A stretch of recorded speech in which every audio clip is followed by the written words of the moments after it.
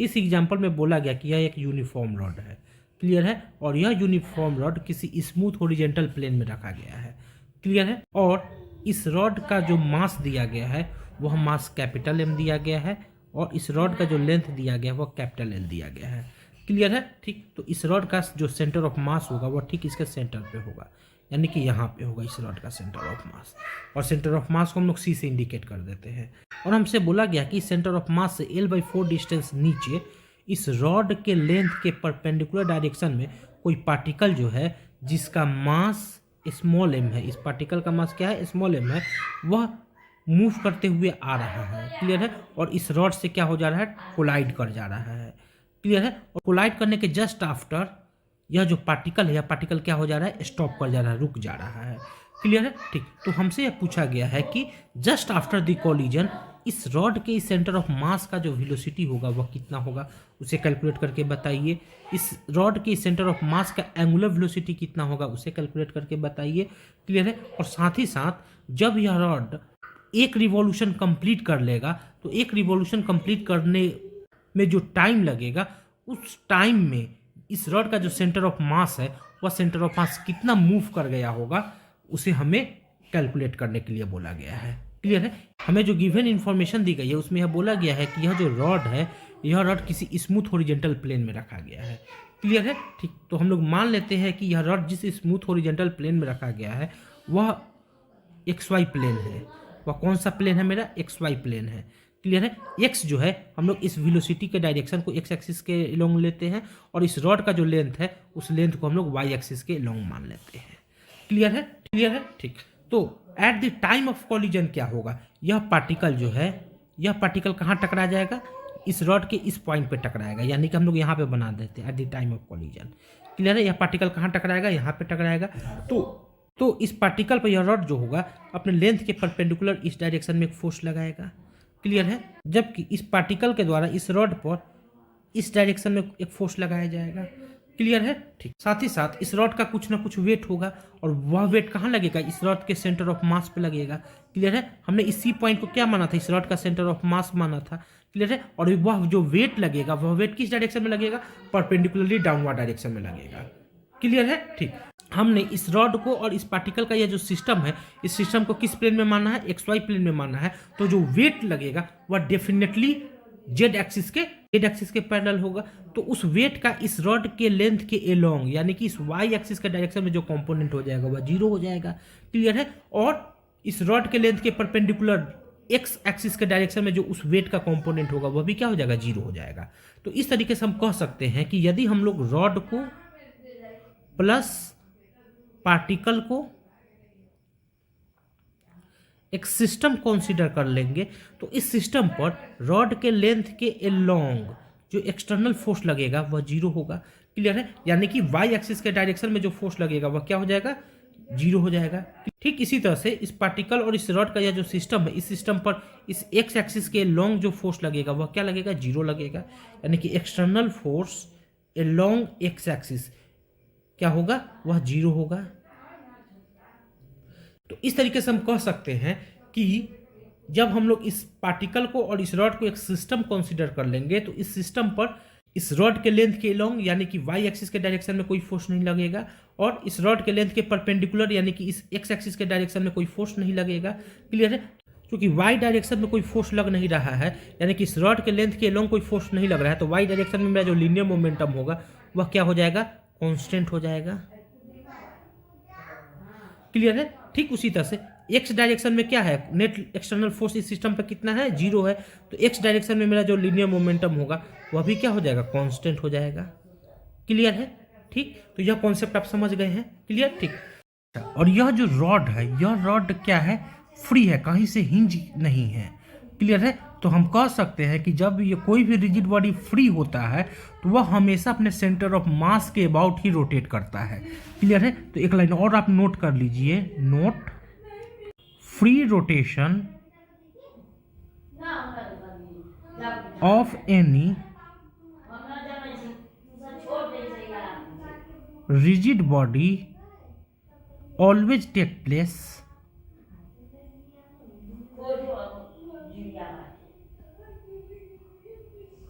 About centre of mass.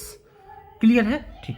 तो यह rod free है तो यह रॉड किस पॉइंट के अबाउट रोटेट करेगा? अपने इस सेंटर ऑफ मास के अबाउट रोटेट करेगा। क्लियर है?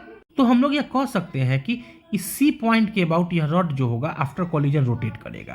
क्लियर है? ठीक। तो हम लोग एक ऐसे एक्सिस की कल्पना करें जो यह सी पॉइंट से होकर गुजरता है और इस रॉड के प्लेन पर परपेंडिकुलर होता है। क्लियर है? तो मेरा जो एक्सिस होगा वह एक्सिस क्या होगा? वर्टिकल एक्सिस होगा और वह एक्सिस डेफिनेटली किस एक्सिस के पैरेलल हो जाएगा? जेड एक्सिस के पैरेलल हो जाएगा। तो इस एक्सिस के अबाउट हम लोग इस रॉड और इस पार्टिकल का यह जो सिस्टम है, इस सिस्टम पे लगने वाले टॉर्क पर हम लोग विचार कर लेते हैं। तो हम लोग देख रहे हैं कि इस पार्टिकल पर इस रॉड के द्वारा जो लगाया जाने वाला फोर्स है वह इस डायरेक्शन में है, जबकि इस पार्टिकल द्वारा इस रॉड पे लगाया जाने वाला फोर्स जो है वो इस डायरेक्शन में है। क्लियर है? ठीक। और जब हम लोग इस पार्टिकल को और इस रॉड को सिस्टम मान लेते हैं तो यह फोर्स और यह फोर्स दोनों क्या हो जाएगा? इंटरनल फोर्स हो जाएगा। तो इस इंटरनल फोर्स का इस एक्सिस के अबाउट जो टॉर्क होगा वह जीरो हो जाएगा। क्लियर? ठीक। इस रॉड का जो वेट होगा वह वेट किधर लगेगा? वर्टिकली डाउनवर्ड डायरेक्शन में लगेगा और इसी पॉइंट पे लगेगा, इसी पॉइंट पे ही लगेगा वर्टिकली डाउनवर्ड डायरेक्शन में। तो हम कह सकते हैं कि जो रॉड का वेट होगा वह एक्सिस के अलोंग ही होगा, तो उस वेट का भी एक्सिस के अबाउट टॉर्क जो होगा वह जीरो हो जाएगा। क्लियर? ठीक। अब हमारे पास बच कौन सा गया? यह पार्टिकल बच गया। तो इस पार्टिकल का जो वेट होगा वह क्या लगेगा? वर्टिकली डाउनवर्ड डायरेक्शन में लगेगा। क्लियर है? ठीक। तो इस पार्टिकल का जो वेट होगा वह इस एक्सिस, इसी पॉइंट से गुजरने वाला यह जो मेरा वर्टिकल एक्सिस होगा उसके पैरेलल होगा। तो हम कह सकते हैं कि इस पार्टिकल का वेट का इस एक्सिस के ऊपर जो टॉर्क होगा वह भी क्या हो जाएगा? जीरो हो जाएगा। क्लियर है? तो हम यह कह सकते हैं कि इस सी पॉइंट से गुजरने वाला मेरा जो वर्टिकल एक्सिस होगा उस एक्सिस के अबाउट इस सिस्टम पर लगने वाला जो नेट टॉर्क होगा वह क्या हो जाएगा? जीरो हो जाएगा।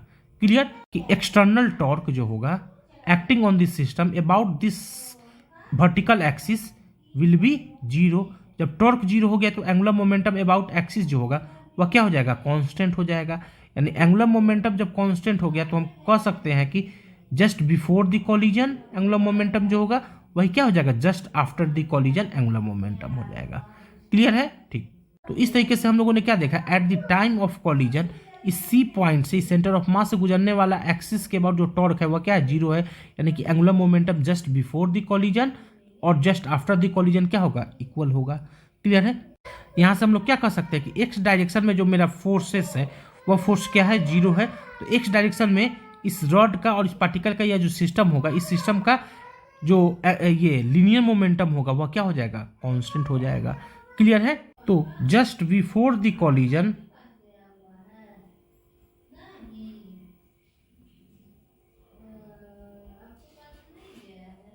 कॉलिजन का यह सिचुएशन हम लोग ले लेते हैं और यह हम लोग जस्ट आफ्टर दी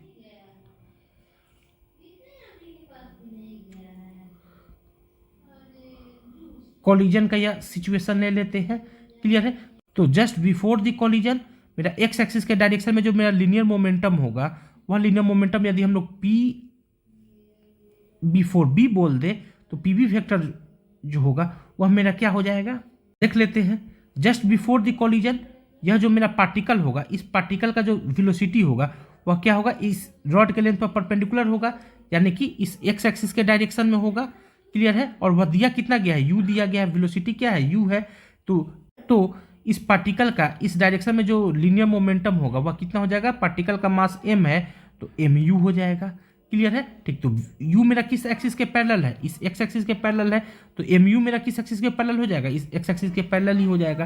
क्लियर है? तो just before the collision particle का जो लीनियर मोमेंटम होगा वह क्या हो जाएगा? mu i कैप हो जाएगा।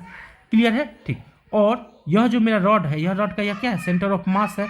और सेंटर ऑफ मास का जो इनिशियल वेलोसिटी है उसे यदि हम लोग ui बोल दें तो ui क्या है? हमारे पास जीरो है। क्लियर है? तो जस्ट बिफोर द कॉलिजन इस रॉड का जो मोमेंटम होगा वह क्या हो जाएगा? जीरो हो जाएगा। तो इस तरीके से हम कह सकते हैं कि जस्ट बिफोर द कॉलिजन मेरा जो लीनियर मोमेंटम होगा वह क्या हो जाएगा? mu i कैप हो जाएगा। क्लियर? अब हम लोग जस्ट आफ्टर का सिचुएशन देखते हैं। जस्ट आफ्टर क्या कहा जा रहा है कि यह जो पार्टिकल है, यह पार्टिकल रुक जा रहा है, यानी कि यहाँ पे यह पार्टिकल अब क्या हो गया? रेस्ट में आ गया। यानी पार्टिकल का जो फाइनल वेलोसिटी हो गया वह क्या हो गया? जीरो हो गया। क्लियर है? ठीक। और इस रॉड का यह क्या है? सेंटर ऑफ मास है। जस्ट आफ्टर द कॉलिजन क्या होगा? इस सेंटर ऑफ मास के पास एक लीनियर वेलोसिटी आ जाएगा, उसे हम लोग क्या बोल देंगे? VCM बोल देंगे। क्लियर है। साथ ही साथ इस रॉड, यह जो रॉड होगा यह अपने इस एक्स वाई प्लेन में किसी एंगुलर वेलोसिटी ओमेगा के साथ रोटेट करना चालू कर देगा।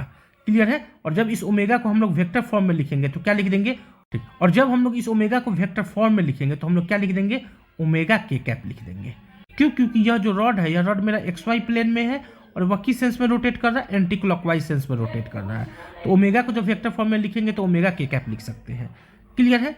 जस्ट आफ्टर दी जो कॉलिजन होगा, सिस्टम का जो लीनियर मोमेंटम होगा उसे यदि हम लोग पी ए वेक्टर बोल दें तो पी ए वेक्टर हमें कितना मिल जाएगा, इस पार्टिकल का लीनियर मोमेंटम हमें क्या मिलेगा, 0। क्यों, क्योंकि पार्टिकल फाइनली किस कंडीशन में आ जा रहा है, just after the collision, rest में आ जा रहा है। क्लियर है। प्लस इस रॉड का जो लीनियर मोमेंटम होगा वह क्या हो जाएगा, रॉड का टोटल मास क्या दिया गया, कैपिटल एम दिया गया है, तो हम लोग क्या लिख देंगे, capital M into V C M लिख देंगे। इसका डायरेक्शन क्या होगा, जस्ट आफ्टर द कॉलिजन इस रॉड का जो वेलोसिटी होगा वह इस एक्स एक्सिस के क्या होगा, पैरेलल होगा। क्लियर है। तो हम लोग क्या लिख देंगे, आई कैप लिख देंगे। जस्ट आफ्टर द कॉलिजन जो सिस्टम का हमें लीनियर मोमेंटम मिल गया वो हमें क्या मिल गया, capital M V C M I cap मिल गया। तो इस तरीके से हम लोगों ने just before the collision system का हमने लीनियर मोमेंटम निकाल लिया, वो हमें कितना मिल गया, इतना मिल गया। और जस्ट आफ्टर द कॉलिजन इस सिस्टम का हमने लीनियर मोमेंटम निकाल लिया, वो हमें कितना मिल गया, इतना मिल गया। क्लियर है। ठीक। और हम लोगों ने क्या सीखा है कि at the time of collision linear momentum जो होता है एक्स एक्सिस के डायरेक्शन में वह क्या होता है, कांस्टेंट होता है। क्लियर है। तो हम कह सकते हैं पी बी वेक्टर जो होगा मेरा वह किसके इक्वल हो जाएगा, पी ए वेक्टर के इक्वल हो जाएगा। क्लियर है। ठीक। तो हम लोग यहाँ पे क्या देख रहे हैं कि पी बी वेक्टर का जो डायरेक्शन है वह भी आई कैप के डायरेक्शन में है और पी ए वेक्टर का जो डायरेक्शन है वह भी क्या है, आई कैप के डायरेक्शन में है।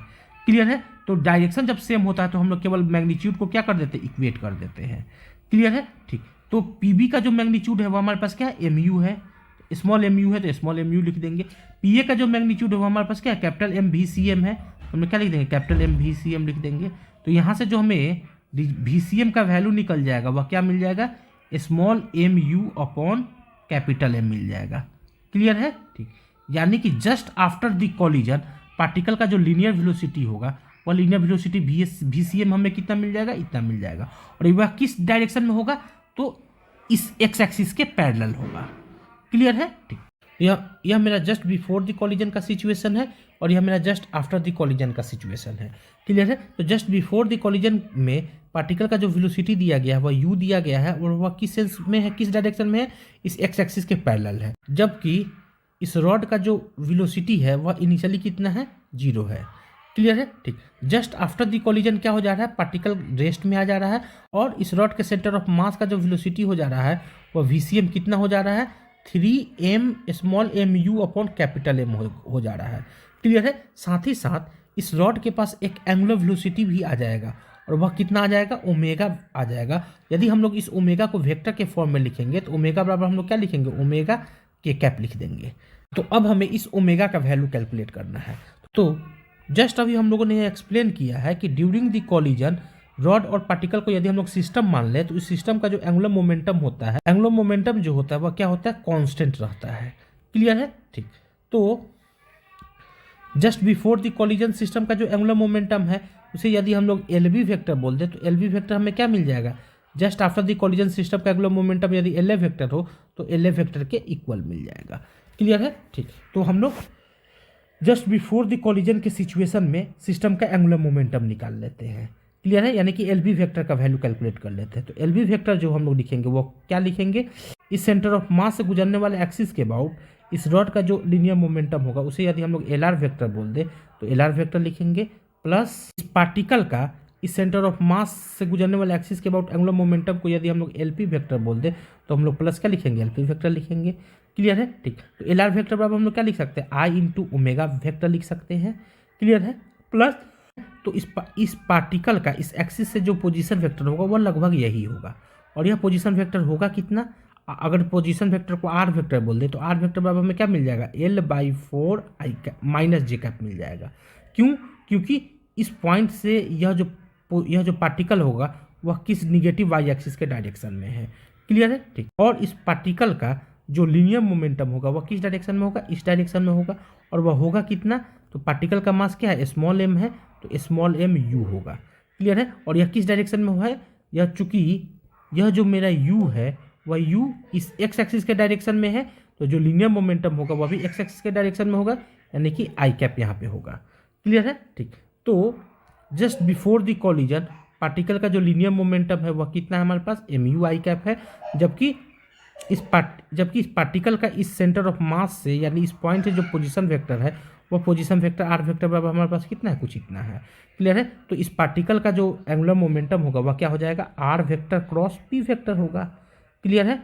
रॉड है, इस रॉड का जो इनिशियल एंगुलर वेलोसिटी है वह ओमेगा अगर बोल दे तो ओमेगा हमारे पास कितना है, 0 है। यह ओमेगा 0 हो गया तो हमें क्या मिल जाएगा, 0 मिल जाएगा, प्लस आर वेक्टर हम के जगह पर हम लोग क्या लिखेंगे, L/4 माइनस जे कैप लिखेंगे, क्रॉस पी वेक्टर की जगह पे क्या लिखेंगे, mu आई कैप लिखेंगे, mu आई कैप लिखेंगे। तो हमें क्या मिल जाएगा फाइनली, mu L/4 जे क्रॉस आई क्या होता है, माइनस के होता है, और यह माइनस पहले से मौजूद है तो प्लस के हो जाएगा। क्लियर है। तो यह हमें क्या मिल गया, इस पार्टिकल और इस रॉड का यह जो सिस्टम है, इस सिस्टम का just before collision angular momentum मिल गया। क्लियर है, ठीक। क्लियर है। तो जस्ट आफ्टर द कॉलिजन जो एंगुलर मोमेंटम है उसे हम लोग क्या बोले हैं, LA वेक्टर बोले हैं। तो LA वेक्टर बराबर हम लोग क्या लिख देंगे, इस एक्सिस के अबाउट इस रॉड का एंगुलर मोमेंटम यानी कि LR वेक्टर, प्लस इस एक्सिस के अबाउट इस पार्टिकल का एंगुलर मोमेंटम यानी कि LP वेक्टर। क्लियर है, ठीक। तो इस एक्सिस के अबाउट इस रॉड का जो एंगुलर मोमेंटम होगा वह क्या हो जाएगा, I इंटू ओमेगा वेक्टर हो जाएगा। क्लियर है। प्लस इस एक्सिस के अबाउट इस पार्टिकल का जो एंगुलर मोमेंटम होगा वह क्या हो जाएगा, 0 हो जाएगा। क्यों, क्योंकि इस पार्टिकल का वेलोसिटी कितना है, 0 है। क्लियर है, ठीक। तो आई के इस एक्सिस के अबाउट इस रॉड का जो मोमेंट ऑफ इनर्शिया होता है वह क्या होता है, mL² होता है। तो क्या लिख देंगे, mL², ओमेगा की जगह पर हम लोग क्या लिख देंगे, ओमेगा की कैप लिख देंगे। क्लियर है, ठीक।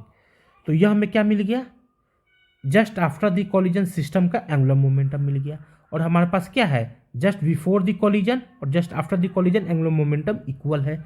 तो हम लोग क्या लिखेंगे, just before the collision angular momentum is equal to just after the collision angular momentum. तो हम लोग देख रहे हैं जस्ट बिफोर द कॉलिजन हमें एंगुलर मोमेंटम मिला है वह के कैप के डायरेक्शन में है, और जस्ट आफ्टर द कॉलिजन हमें एंगुलर मोमेंटम मिला है वह भी क्या है, के कैप के डायरेक्शन में है। यानी कि बिफोर एंगुलर मोमेंटम का डायरेक्शन और आफ्टर एंगुलर मोमेंटम का डायरेक्शन दोनों क्या है, सेम है। जब डायरेक्शन सेम हो गया तो हम लोग सिंपली क्या कर देंगे, मैग्नीट्यूड को इक्वेट कर देंगे। क्लियर है। तो हम लोग क्या लिख सकते हैं, LB बराबर LA लिख सकते हैं। LB का जो मैग्नीट्यूड है वो हमारे पास कितना है, इतना है। तो क्या लिख देंगे, MU capital L/4 is equal to capital M L² into omega लिख देंगे।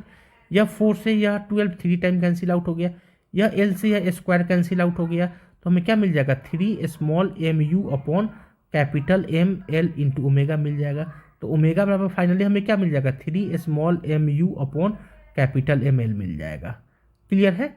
यानी कि जब यह पार्टिकल इस रॉड से टकराएगा तो टकराने के जस्ट आफ्टर रॉड का जो सेंटर ऑफ मास होगा वह सेंटर ऑफ मास के पास एक लीनियर वेलोसिटी आ जाएगा, वह कितना हमें मिलेगा, इतना मिलेगा। और यह जो रॉड है, यह रॉड अपने सेंटर ऑफ मास के अबाउट इतना एंगुलर वेलोसिटी के साथ इस एंटी क्लॉकवाइज सेंस में रोटेट करना चालू कर देगा। क्लियर है, ठीक। यानी कि just after the collision rod के पास 2 वेलोसिटी होगा, रॉड का centre of mass linear motion भी करेगा और रॉड अपने सेंटर ऑफ मास के अबाउट रोटेट भी करेगा। क्लियर है, ठीक। तो जस्ट आफ्टर द कॉलिजन यह रॉड अपने इस सेंटर ऑफ मास के अबाउट इतना एंगुलर वेलोसिटी से रोटेट करना चालू करता है, जबकि इसका सेंटर ऑफ मास का जो लीनियर वेलोसिटी होता है वह कितना होता है, हमारे पास इतना होता है। क्लियर है, ठीक। तो इस रॉड को अपना एक रोटेशन कंप्लीट करने में कितना समय लगेगा, तो time taken by the rod to complete 1 rotation. ठीक है। तो टाइम पीरियड जो होता है वह क्या होता है, 2π/ओमेगा होता है। और रॉड का ओमेगा हमने कैलकुलेट कर लिया, वो हमारे पास कितना 3mu अपॉन कैपिटल ML है। तो हम लोग क्या लिख देंगे, 2π/3mu small mu upon capital ML। तो कैपिटल ML कहाँ चला जाएगा, ऊपर चला जाएगा। क्लियर है। तो हमें क्या मिल जाएगा, 2π कैपिटल ML अपॉन 3mu मिल जाएगा। यह हमें क्या मिल गया, टाइम पीरियड मिल गया रॉड का। यानी कि इतना टाइम के बाद यह रॉड क्या कर लेगा, एक रोटेशन कंप्लीट कर लेगा। तो हमसे यह पूछा गया है कि इतना टाइम में यह जो सेंटर ऑफ मास है, सेंटर ऑफ मास कितना डिस्टेंस ट्रेवल कर लेगा वो हमें कैलकुलेट करके बताना है।